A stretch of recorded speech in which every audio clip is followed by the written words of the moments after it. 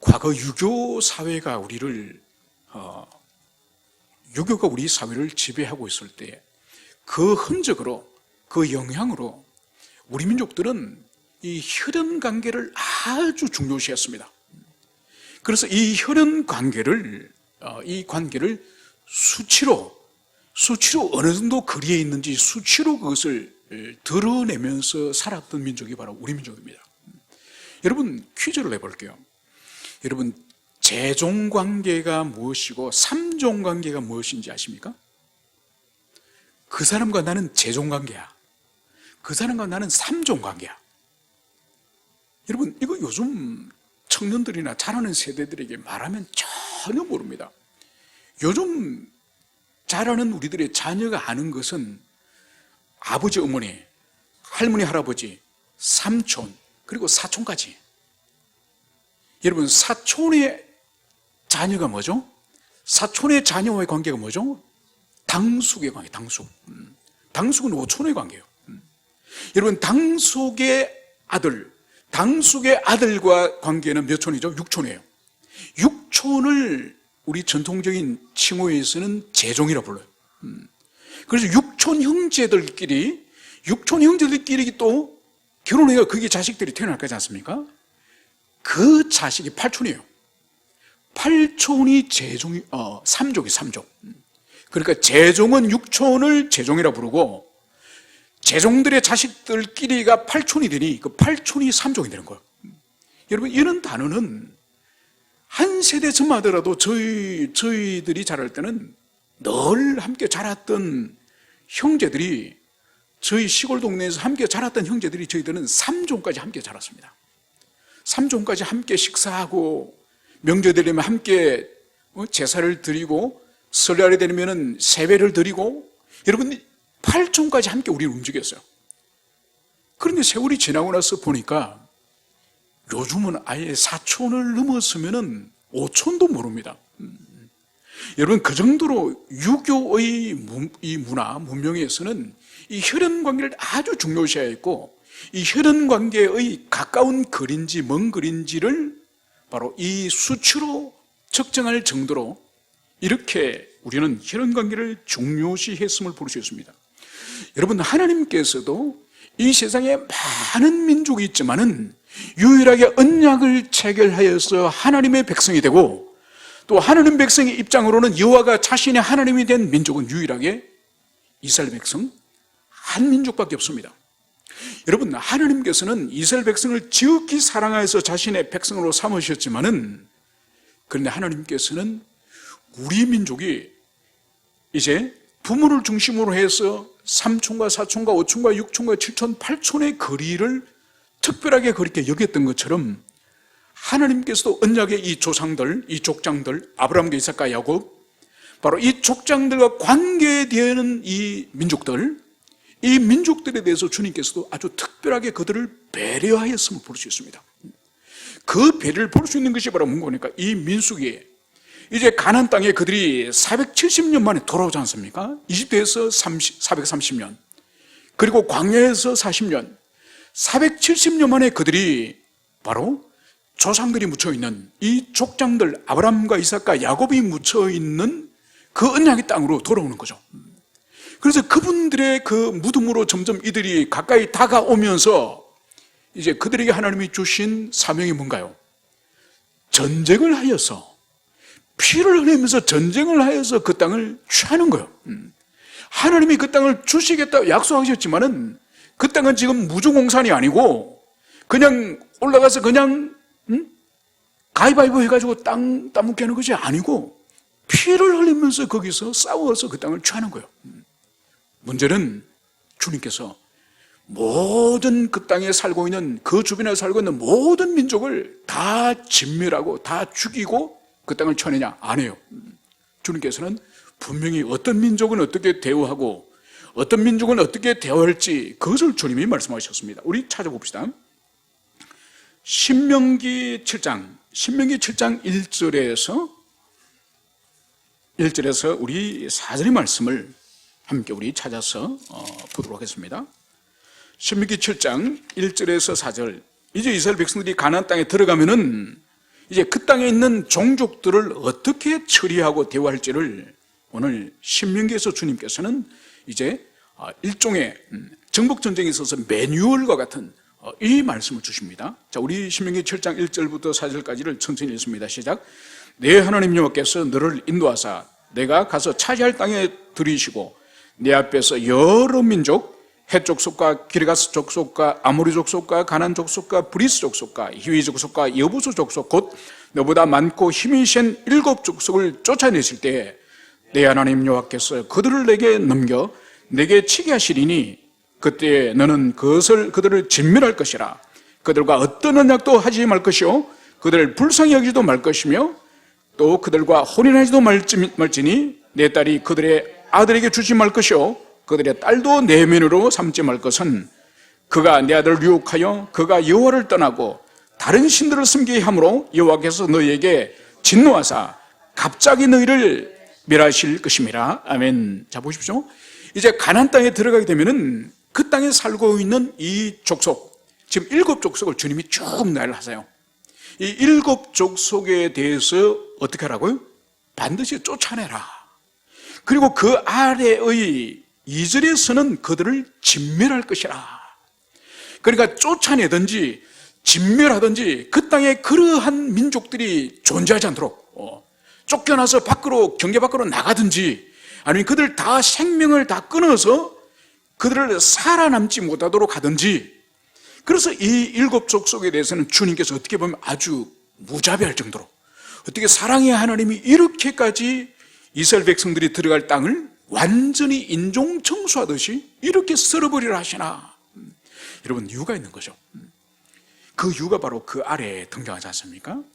바로 그들과 언약도 맺지 말고 자식도 주지 말고 시집장가 보내지 말고. 왜냐하면 이들이 우상 숭배에 쩔어 있기 때문에 또 음란과 그 죄악에 물들어 있기 때문에 그들과 함께 한 성읍에서 살면은 자연스럽게 건묵자이라고 그들과 교통하고 그들을 만나고 그들과 상업을 하고 그들과 무역을 하고 그들과 함께 상종할 때는 반드시 그들의 죄가 이스라엘에게 감염될 것을 주님이 아시거든요. 그리고 이스라엘이 가지고 있는 그 거룩한 경건이 그들에게 전파되는 것이 아니라, 왜냐하면 지금까지 이 광야의 40년간을 구름 기둥, 불 기둥을 날마다 보고 하늘에서 떨어지는 만나를 묻고도 이들이 40년간 얼마나 배웠겠습니까? 그런데 한 동네에 바알과 아세라를 섬기는, 우상을 섬기는 그런 종족들과 함께 살아가면은 이들은 백전백패죠. 금방 타락하여 하나님을 떠납니다. 그래서 주님께서는 그들을 다 쫓아내든지 다 진멸하든지, 그래서 거기는 오직 하나님만 섬기는 사람들이 있게 하라. 주님이 그것을 여기서 말씀하시는 거죠. 그러고 나서 이제 주님께서 특별히 이 아브라함과 이삭과 야곱과 관계되어지는 이 혈연적인 또 종족들이 있습니다. 그 종족들에 대해서는 주님이 무엇을 말씀하실까? 신명기 2장을 우리 찾아봅시다.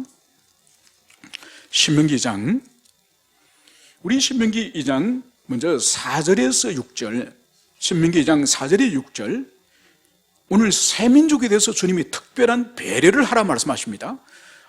신사적으로 이 가나안의 7 족속은 진멸을 해버리고 완전히 그들을 제거하라고 하셨지만은 이 신명기 2장에는 이 특별한 이 새 민족에게는 너희들이 정말 그들을 배려하라. 자, 오늘 4절부터 6절을 읽습니다. 먼저 시작.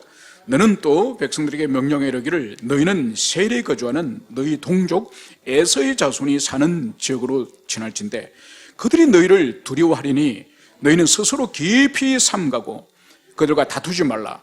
그들의 땅은 한 발자국도 너희에게 주지 아니하리니 이는 내가 세일산을 에서의 기업으로 주었습니다. 너희는 돈으로 그들에게 양식을 사서 먹고 돈으로 그들에게 물을 사서 마시라. 아멘. 자, 이제 주님이 분명히 말씀하시죠. 이제 팔레스타인으로 이제 올라가려고 하면은 이 중간에 에돔, 이 에서의 후손 에돔의 나라가 지금 중간에 버티고 있는 거예요. 그래서 그들과 이제 지나가면서 절대로 그들과 싸우지 말라는, 해코지하지 말라는 거예요. 왜냐하면 바로 너희들의 조상 야곱, 너희들의 할아버지 야곱과 쌍둥이이기 때문에, 쌍둥이 형제가 에서지 않습니까? 바로 그들의 후손이기 때문에 오늘 성경에서 하나님이 뭐라 그럽니까? 너희 동족 에서라고요.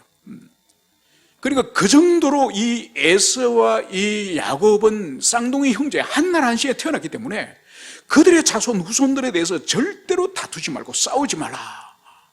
그리고 그 땅을 지나갈 때는 절대로 뭐든지 공짜로 취하지 말라는 거죠.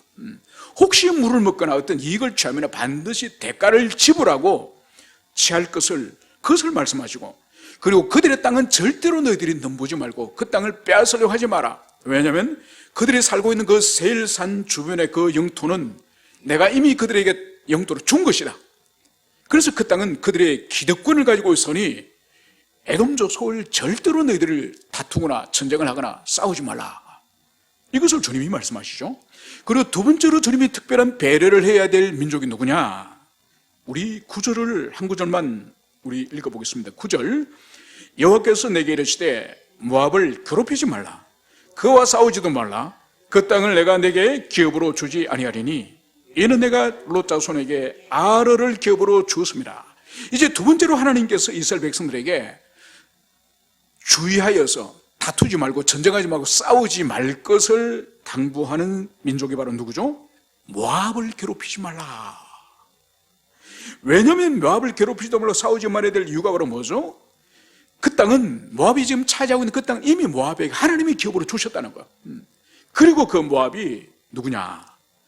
바로 내가 롯 자손에게 아르를 기업으로 주었습니다. 이 롯이 누구죠? 아브라함의 조카죠. 그러니까 아브라함이 이삭을 낳기 전까지 그에게는 아들이 없었지 않습니까? 그때 바로 그의 형의 아들이 롯이죠. 그래서 이 롯을 자기 친자식처럼 여기면서 그가 하나님이 인도하시는 가나안 땅으로 올 때에 이 롯과 함께 동행을 하였죠. 그래서 롯은 아브라함에게서는 자식과 같은 그런 존재예요. 그리고 또 한 종족을 우리 19절을 우리 읽읍시다. 19절. 자, 19절 한 구절 읽습니다. 시작. 암몬 족속에 가까이 이르거든 그들을 괴롭히지 말고 그들과 다투지도 말라. 암몬 족속의 땅은 내가 내게 기업으로 주지 아니하리니 이는 내가 그것을 롯 자손의 기업으로 주었습니다. 아멘. 여러분, 이제 암몬 자손에 대해서도 오늘 하나님이 다투지 말고 싸우지 말고 그들을 괴롭히지 마라. 그 땅은 이미 내가 암몬 자손에게 그 땅을 주었다. 그래서 암몬 자손을 아주 신사적으로 대할 것을, 그들을 배려할 것을 주님께서는 말씀하십니다. 여러분, 바로 이 암몬 또한 이 모압 족속과 같이 이 아브라함의 조카 롯의 후손이죠. 물론 그 출생이 아주 부끄럽게 바로 자신의 딸과 관계를 맺어가지고 태어난 그런 민족이지 않습니까? 그럼에도 불구하고 죄악의 씨앗이지만은 그래도 조상 아브라함과의 혈연관계, 그리고 야곱과의 혈연관계 때문에 그들을 특별하게 배려하라. 주님께서는 이 말씀을 당부하시는 거죠. 그래서 우리 민족이 혈연관계 안에서 촌수를 따라서 특별한 관계를 가지듯이 바로 요 하나님께서도 이 이스라엘 백성 가운데에 이 특별한 이 형제관계, 이 친족관계에 있는 이 민족에 대해서는 정복전쟁에서도 그들과 싸우지 말 것을 주님께서는 말씀하셨습니다. 여러분, 이 말씀을 우리가 이해를 하고 오늘 20장 14절부터 우리가 함께 살펴보고자 합니다. 이제 14절, 모세가 가데스에서 에돔 왕에게 사신을 보내며 이르되 당신의 형제 이스라엘의 말에 우리가 당한 모든 고난을 당신도 아시거니와. 여러분, 모세가 지금 가데스에서 에돔 왕에게, 이제 가데스 바로 머리 위에 조금만 올라가면 이 에돔의 땅이 있지 않습니까? 그래서 거기를 통해서 가나안 땅으로 들어가려 하니까 이 에돔 왕의 양해가 필요한 거죠. 그래서 이 사신을 보내서 이제 모세의 말을 전달합니다. 그래서 당신들도 알다시피 우리 조상들이 470년 전에 이제 애굽으로 내려가지 않았습니까? 그래서 애굽에서 우리가 430년 동안 있으면서 파라오의 많은 환난과 고난을 당했습니다.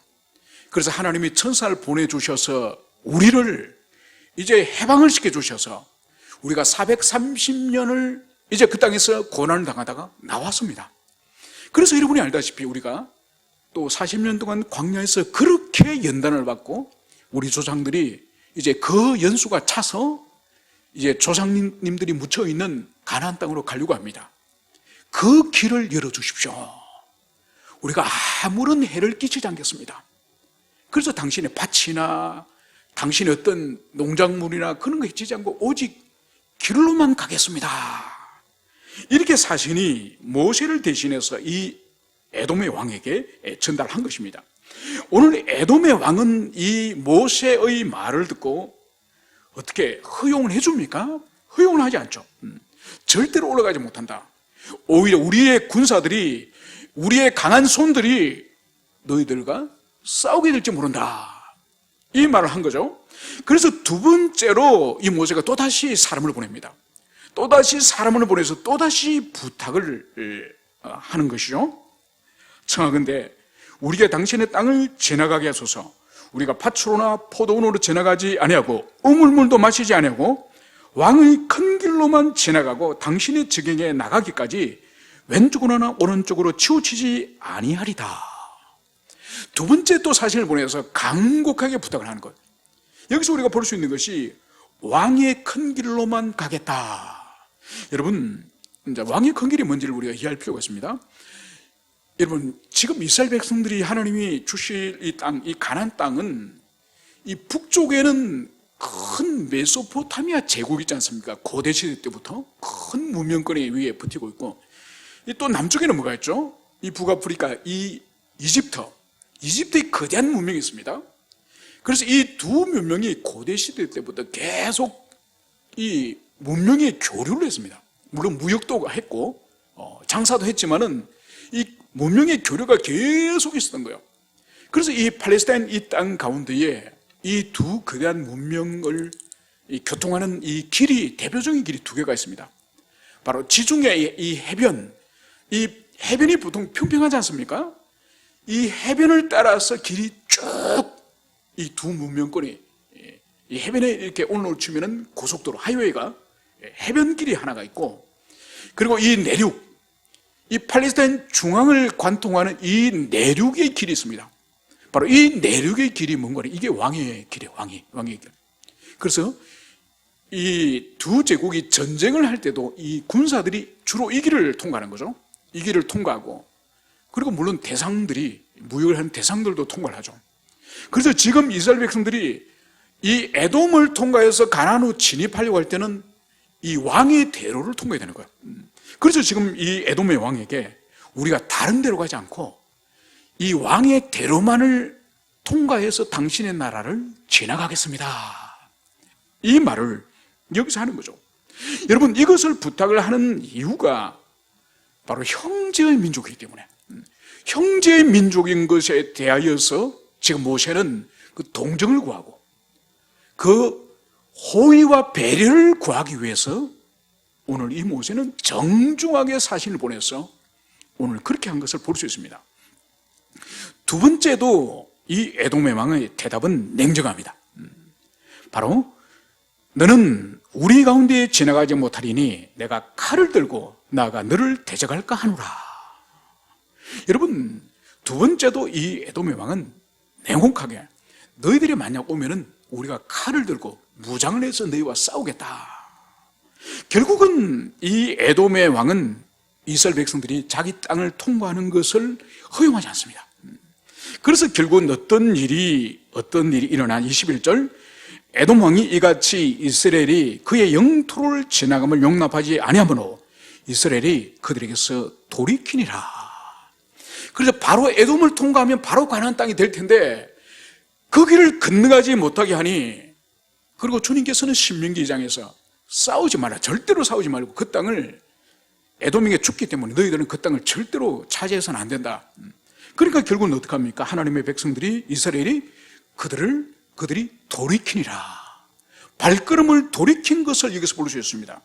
여러분, 그러면서 우리가 이제 21장으로 오늘 넘어가면은 바로 요 어간에 어떤 일이 있느냐, 바로 이 네게브, 이 팔레스타인 제일 남쪽 이 네게브에 거주하는 가나안 사람, 곧 이 아랏의 왕이 바로 이 지역에 있었던 거예요.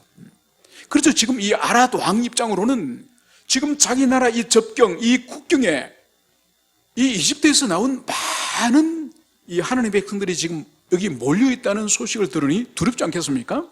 그래서 이들이 먼저 이스라엘 백성들을 공격을 합니다.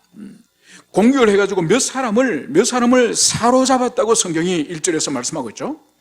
그래서 이스라엘 백성들이 하나님께 서원하는 거예요. 하나님께 약속하는 거예요.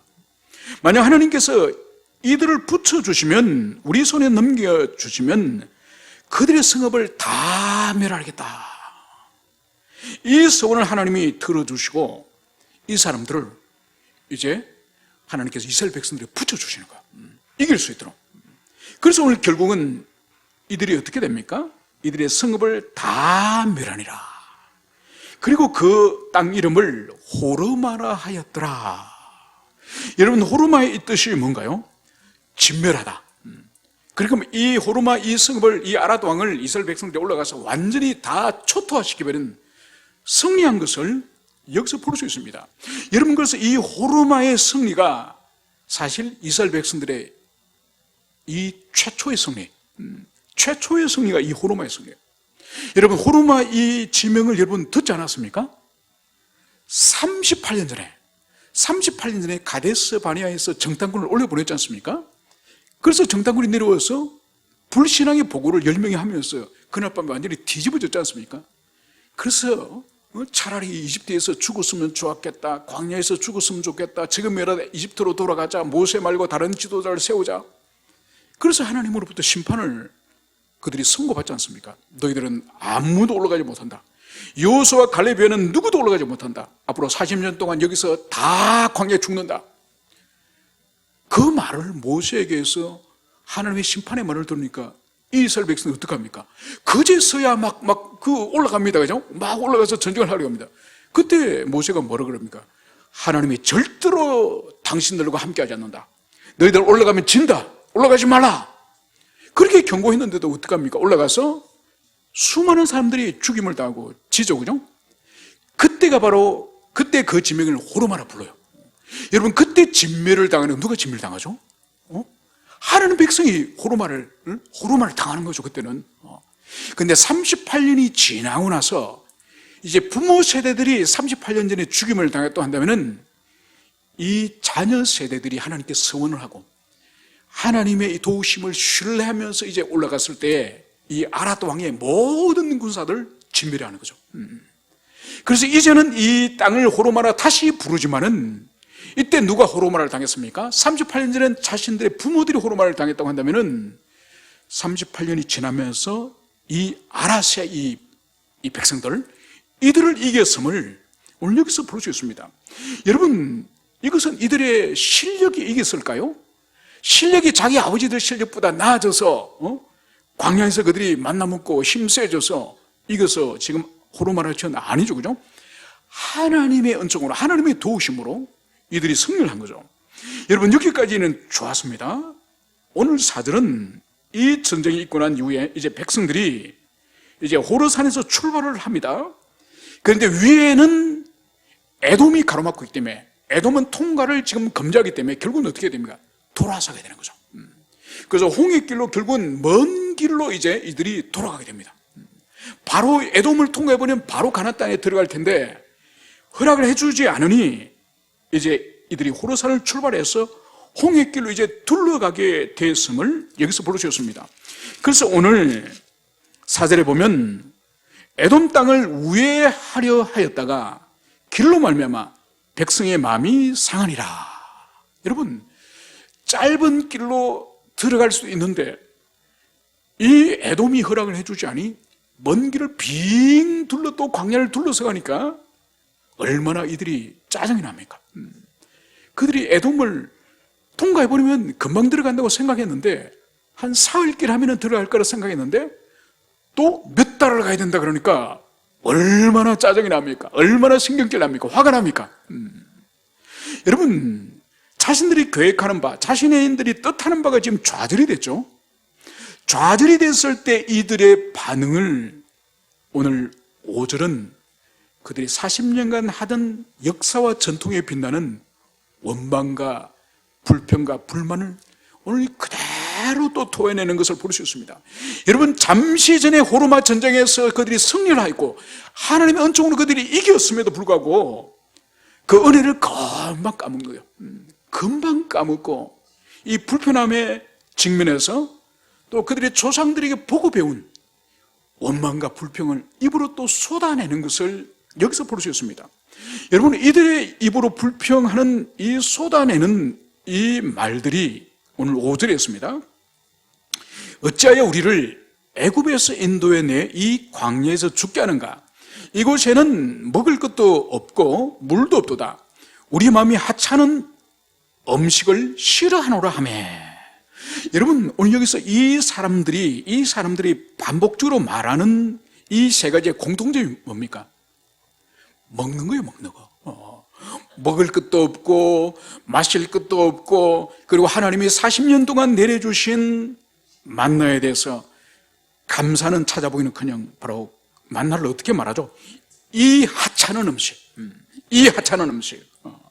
여러분, 만약 여러분이 어떤 사람에게 생일을 맞이해서 정말 여러분들이 신경 써가지고 백화점 가서, 신세계나 롯데백화점 가서 여러분 용돈 저축해가지고, 그래가지고 실크 스카프나 좋은 거 하나 사가지고 이렇게 선물했습니다. 그런데 그 집에 갔더니 걸레로 쓰고 있어. 걸레 쓰고 있어. 여러분, 그것은 단순히 이 스카프를 무시하는 것이 아니라 선물한 그 사람을 걸레처럼 취급하는 거죠. 얼마나 모멸감을 느끼겠습니까? 여러분, 하나님께서 40년 동안 하루도 그러지 않고, 다음날이 안식이면은, 토요일이면은 이틀치를 주님이 내려주셨습니다. 그걸 40년 동안 주님은 성실하게 한 번도 그런 적 없이, 심지어 광야에서 범죄하고 죄를 짓는 그날도 주님께서는 만나를 주신 거예요. 한 번도 빠뜨리지 않으셨습니다. 여러분, 그 하나님의 은총, 하나님의 선물을 오늘 이스라엘 백성들은 뭐라고 말하는 거죠? 이 하찮은 것, 이 하찮은 것. 여러분, 이것은 하나님의 얼굴에 침을 뱉는 것이고 하나님을 그냥 모욕을 하는 것도, 이런 모독이 없죠. 여러분, 그래 보십시오. 광야로 끌어내가지고 죽이려고 한다는 것. 여러분, 이스라엘 백성들이 광야에서 굶어 죽은 적 있습니까? 광야에서 이스라엘 백성들이 얼어 죽은 적 있습니까? 광야에서 이스라엘 백성들이 더워서 열사병으로 죽은 적 있습니까? 광야에서 목이 말라서 그래 물을 못 마셔 죽은 적 있습니까? 없습니다. 여러분, 광야에서 죽었다고 한다면 그것은 오직 불순종하고 죄로 말미암아 죽은 거예요. 하나님이 굶겨 죽이거나 목말라 죽이거나, 여러분, 주님은 그렇게 하신 적이 한 번도 없습니다. 그래서 날마다 그들은 하나님이 주신 것을 먹고 마셨음에도 불구하고 우리를 굶겨 죽이려고 한다, 목말라 죽이려고 한다, 광야에 끌어내서 죽이려고 한다. 이들에게 발견되어지는 것은 하나님께서 40년간 베풀으셨던 것에 대해서는 1도 생각하지 않아. 1도 생각하지 않아. 여러분, 그래서 이들이 작은 또 어떤 결핍이나 불편함을 직면하니 과거의 자신의 조상들, 또 과거의 자신들이 폐역하였던 원망과 불평을 그대로 또다시 재현하는 것을 여기서 볼 수 있는 거죠. 여러분, 이것이 뭔가 하니까 영적인 미숙함이요, 영적인 어린아이 상태예요. 그래서 호르마에서 전쟁에서 이겼을 때 그들이 얼마나 신이 났겠습니까? 얼마나 기뻐했겠습니까? 그러던 사람들이 며칠이 지났다고, 길을 좀 둘러간다고 그 길 자체만 불평하는 것이 아니라 하나님이 주신 은총 자체를 지금 짓밟는, 거부하는 이 불신앙의 말을 입으로 토해내는 것을 여기서 볼 수가 있습니다. 그래서 오늘 주님께서는 이 불신앙의 이 사람들을 어떻게 하느냐. 6절, 여호와께서 불뱀들을 백성 중에 보내어 백성을 물게 하심으로 이스라엘 백성 중에 죽은 자가 많은지라. 여러분, 하나님은 어떤 때에는 불평을 할 때에, 미르바 사건 아시죠? 그죠? 그 사건 때는 원망을 했는데 하나님께서는 그냥 모세를 통해서 물을 주셨습니다. 똑같은 지금 대상의 사람들이에요. 똑같은 대상의 사람인데 그때도 아주 독한 말로 하나님과 모세를 원망을 했지만은 주님께서 자비를 베풀어 주신 거예요. 여러분, 그때는 사실 하나님의 형벌을 베푸셔야 되지만, 공의의 성품에 따라서 그들에게 큰 벌을 주셔야 되지만은 하나님이 인내하신 거예요. 원래는 그때도 당했어야 되는데 그게 하나님의 공의의 성품입니다. 여러분, 이번에는 주님이 불뱀을 보내신 거예요. 여러분, 이것이 원래 하나님의 공의의 성품이에요. 하나님이 죄를 간과하시거나 죄를 묵인하시거나 죄를 없는 것처럼 봐주시는 분이 아니에요. 주님은 모든 죄에 대해서 케이스 바이 케이스로 주님은 다루시는 것이 원래 주님의 공의의 성품이에요. 그래서 메르바의 그 물사건은 하나님의 큰 자비와 오래 참으심 가운데에서 주님께서 그렇게 간과해 주시고, 모세에게 물을 주라, 반석의 명에서 물을 주라, 주님이 그렇게 은총을 베풀어 주신 것이죠. 그런데 이번에는 하나님이 주신 만나를 본질적으로 모욕을 하면서 이렇게 주님을 모욕한 이들을 향해서 주님은 불뱀을 보내신 거예요. 여러분, 이 불뱀이 뭘까요? 이 불뱀은 이 팔레스타인 광야에서 살고 있는 이 서식하고 있는 뱀이에요. 그래서 이 불뱀은 그 모양이 아주 붉은색이에요. 그래서 모양이 붉은색이기 때문에 불뱀이라 불린다는 이런 주장도 있고, 또 그 불뱀에게, 이 독사에게 물리면은 온몸이 마치 불에 댄 것처럼 뜨거운 열이 올라가면서 죽거든요. 그래서 불뱀이라 불리기도 한다, 이런 의견들이 있지만 아무튼 이 뱀은 독사입니다. 그래서 이 독사를 하나님이 보내셨는데 여기 많은 사람이 몰려서 지금 죽어가는 거예요. 여러분, 여기서 우리가 이해할 것은 이 독사는 원래 광야에 사는 거예요. 광야에 원래 이 불뱀과 정갈 같은 이런 해충들은 원래 이스라엘 백성들이 40년 동안 이 순례를 하면서 광야를 돌면서 항상 그들의 이 천막 부근에, 그들 주변에 이 불뱀이 원래 살고 있었답니다. 그런데 지금까지 불뱀에 물려 죽은 일은 40년 동안 없었습니다. 왜 그럴까요? 하나님의 이 성령의 보호막, 이 하나님의 보호막이 이 모든 정갈이나 이 불뱀이나 이 해충, 이 맹수들, 이 광야에 있는 이 하나님 백성들을 해칠 수 있는 이 악한 것들을 다 하나님의 손길로 다 보존하신 거죠. 마치 광야는 밤중이 되면 이 10도 이하로 떨어지지 않습니까? 10도 이하로 떨어지고 낮이 되면은, 대낮이 되면 50도 이상으로 올라갑니다. 그러니까 일교차가 40도가 넘어요. 그래, 낮에는 햇빛에 의해서 그 바위나 돌들이 그렇게 뜨겁게 달궈졌다가 이 밤이 되면은 10도 이하로 내려가기 때문에 돌이 이 온도 차이로 깨어지는 소리가 쩍쩍 나는 거예요. 그 정도로 이 일교차가 심합니다. 여러분, 그래도 하나님께서 어떻게 그들을 일사병 하나 걸리지 않고 동상 하나 걸려서 얼어 죽지 않고 어떻게 보존하셨죠? 바로 불기둥과 이 구름기둥을 통해서 밤에는 뜨거운 열을 온 이 광야에, 이스라엘 백성들이 있는 이 광야에 열기를 보내주시고, 낮에는 구름기둥을 통해서 그들에게 시원하게 그들의 건강을 주님이 지켜주시지 않으셨습니까? 그래서 불기둥과 구름기둥을 통해서 보존했던 것처럼 주님의 이 엄밀한 손길이 모든 뱀과 정갈의 이 독으로부터 이스라엘 백성을 보존해 주신 거죠. 그런데 이 독한 말로 하나님을 대적하고 모세를 대적할 때에 이 하나님의 이 징계가 뭡니까? 지금까지 이스라엘 백성들을 주님의 손으로 보존하셨던 이 보호막, 이 독사와 이 정갈로부터 지켜주신 이 보호막을 주님이 손을 떼신 거예요. 해제를 시켜버린 거예요. 그 해제의 결과가 뭔가 하니까 이 뱀들이 이제 나와서 이스라엘 백성들을 막 무는 거예요. 텐트 안에 있는 사람도 물고 잠자는 사람도 물고. 여러분, 뱀이 얼마나 여러분 무섭습니까? 징그럽습니까? 물론 저희 어릴 때는 이 남자애들이, 이 사내애들이 이 학교 갔다 오면은 요즘같이 이 4월달 되면 이 보리밭이 제법 크지 않습니까? 그런 뱀 잡아가지고 이렇게 뱀 죽이는 것을 막 친구들 앞에서 내가 이렇게 용감하다 이러면서 남자애들은 그걸 자랑합니다.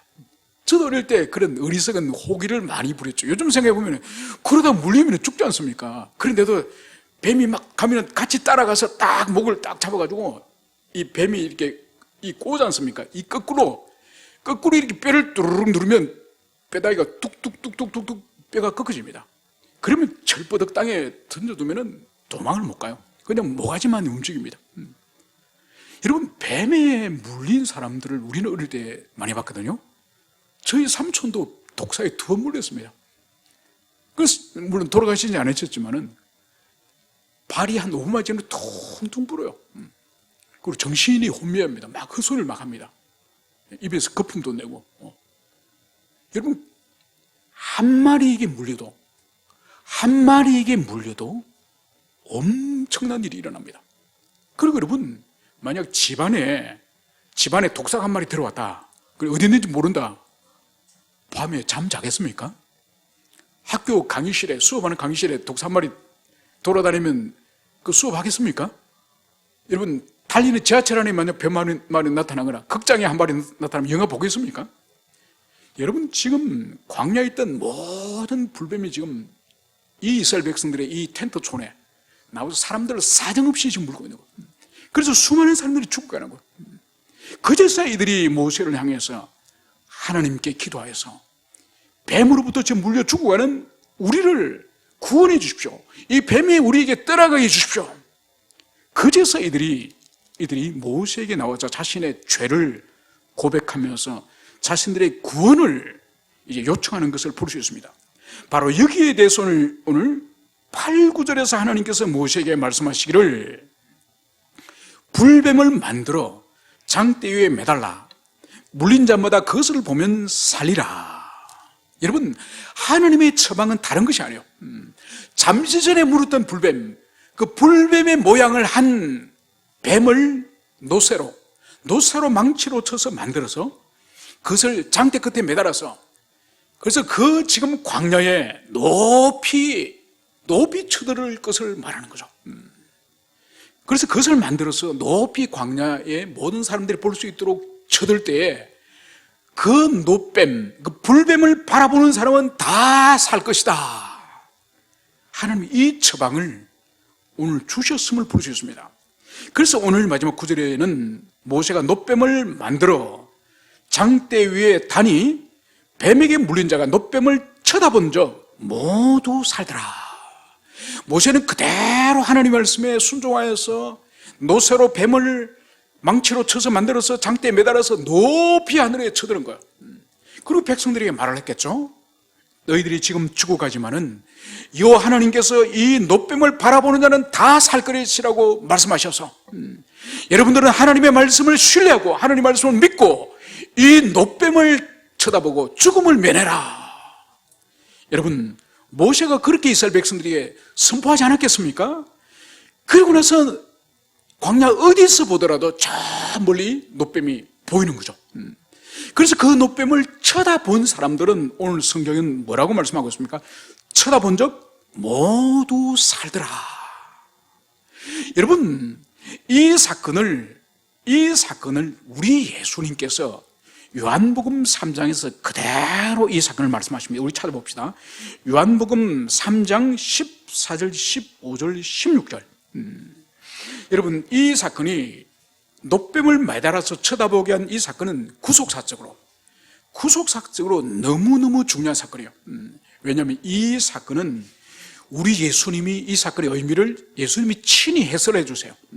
친히 구약시대 때, 모세시대 때 노뱀을 광야에 세워서 매달았던 그 사건의 의미가, 그것이 그림자고 실체가 도대체 뭔지, 바로 그 실체를 우리 예수님이 설명을 하십니다. 자, 14절 15절 우리 두 구절 읽습니다. 시작.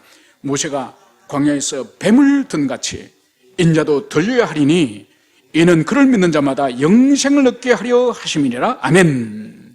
여러분, 오늘 예수님이 이제 이 요한복음에서 당신이 장차 유월절이 되면은 십자가에 못 박히시고 그 못 박힌 십자가를 이제 로마 병사가 땅에서 높이 세우지 않습니까? 그래서 주님이 십자가 위에 달리시는 사건을 오늘 주님이 미리 예고적으로 말씀을 하시는 것을 볼 수 있습니다. 그 높이 예수님이 십자가에 매달려서 하늘에 달리시는 그 사건을 오래전 우리 주님 오시기 그 이전 1500년 전에 출애굽 시대 때 바로 노뱀을 쳐서 장대에 높이 매달아 세울 때에 그 사건을 주님께서 바로 예수님 자신이 나무에 달려 십자가 나무에 달려서 세워지는 장래 그 사건을 바로 모세의 이 노뱀 사건이 예고한다, 이 말씀을 여기서 하는 거죠. 그래서 장대에 노뱀을 바라보는 사람이 다 살듯이 십자가에 매달리신 예수님을 믿는 사람들이 다 구원을 받았고 살 것이다, 이 말씀을 여기서 하는 거죠. 여러분, 여기서 우리가 또 한 가지를 분명히 볼 것은, 그러면 오늘 분명히 노뱀을 쳐다본 적 모두 살더라 말씀을 하고 있거든요.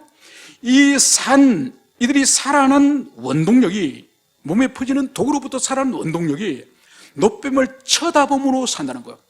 여러분, 모세가 죽어가는 사람들을 향해서 노뱀을 분명히 쳐다보라고, 그것이 하나님의 말씀이라고 분명히 예고를 했겠죠. 그런데 노뱀에 물려 죽어가는 사람들 가운데에서 모든 사람들이, 불뱀에 물려서 죽어가는 사람들이 노뱀을 다 봤을까요? 아닙니다. 여러분, 왜냐하면 몸에 지금 독이 퍼져가서 몸이 굳어져가고 혀가 굳어져가고 입에 거품을 물고 이 죽어가는 사람들에게 뭐가 필요합니까? 약이 필요하죠. 해독제가 필요하죠. 그래서 뭔가 약초를 씹어서 발라라든지, 아니면 무슨 물을 타서 먹으라든지, 여러분, 아니면 바위 가루를 갈아서 돌가루라도 먹으라든지, 여러분, 이런 의학적인 처방이 아니라 잠시 전에 자기들을 물었던 뱀과 비슷하게 생긴 그 노뱀, 그걸 쳐다보라는 거예요. 여러분, 그것이 몸에 있는 이 독이 퍼져가는 거와 무슨 인과관계가 있고 과학적으로 합리적으로 무슨 상관관계가 있습니까? 아무런 관계 없죠. 그런데 왜 났습니까? 하나님의 말씀이니까. 하나님께서 말씀하셨으니까. 그분의 말씀은 1.1핵도 떨어지지 않고, 그분의 말씀은 완전하시고, 그분의 말씀은 천지와 만물을 지으시고, 그분의 말씀은 하나님의 권능 있는 말씀이기 때문에 바로 하나님의 말씀을 신뢰하여서 그 노뱀을 바라보는 자는 다 나는 것이죠. 여러분, 그래서 그것을 바라보는 사람의 마음은 어떤 마음일까요? 에이, 낫거나 말거나 한번 속는 셈 치고 바라보자, 여러분, 그런 마음이겠습니까? 아니면 어떠한 지금 나를 구원할 수 있는 방법이 어떤 방법도 없지만은 하나님의 말씀이 이집트로부터 지금 우리를 구원해서 여기까지 인도하시는 모든 과정에 주님의 권능과 주님의 신실하심, 주님의 그 사랑을 의지할 때 분명히 우리가 지금 이해할 수는 없지만은 반드시 나을 것을, 하나님의 능력과 성품을 의지할 때 반드시 이루어질 것이다. 그러면서 주님을 향한 절대 의존, 절대 신뢰의 마음을 가지고 보겠습니까? 아니면 믿거나 말거나? 말할 필요가 없죠. 이 노뱀을 쳐다봄의 내면은 바로 하나님에 대한 절대 의존, 하나님에 대한 절대 신뢰의 마음을 가지고 바로 그 노뱀을 바라본 것이죠. 그래서 주님께서는 그 노뱀을 바라보는 그 행위가 아니라 그 행위의 내면 속에는 믿음, 하나님에 대한 신뢰, 그것을 보시고 다 주님께서는 살리시는 거죠. 여러분, 예수님께서 이 요한복음 3장에서 말씀하신 바로 노뱀이 들리는 것처럼 인자도 들려하리라, 그 말씀을 하시면서 이 인자가 들리는 이유가 뭐라고요? 그를 믿는 자들에게 영생을 주시기 위함이다. 여러분, 그래서 노뱀을 쳐다보면 예수님이 요한복음에서 말씀하시는 이 믿음이에요. 그래서 영생을 얻는 이 믿음, 그래서 이 믿음의 본질도 그리스도 예수, 하나님을 향한 절대 의존의 믿음, 절대 신뢰의 믿음으로 주님의 십자가와 주님의 복음을 우리가 믿을 때 우리에게 지옥의 형벌과 모든 사망의 권세로부터 우리를 주님께서 구원하신다는 것을 오늘 우리 예수님이 말씀하시는 거죠. 그래서 이 민수기 오늘 21장에 있는 이 불뱀의 사건은 구속사적으로 예수님의 십자가 사건에 대한 예표적인 사건이다. 그리고 이 사건을 1500년 후에 우리 예수님이 그대로 요한복음에서 해석을 하셨다. 이것을 기억을 하시면서 바로 주님께서는 구약 성경과 신약 성경이 이렇게 유기적으로 서로 진리 빛을 비춰주시는 이런 진리의 관계가 있음을 우리가 가슴에 새기면서 구약도 사랑하고 신약도 사랑하는, 그래서 진리 안에서 명철과 지혜를 가지는 우리 여러분 되시기를 축원합니다. 함께 기도하시겠습니다.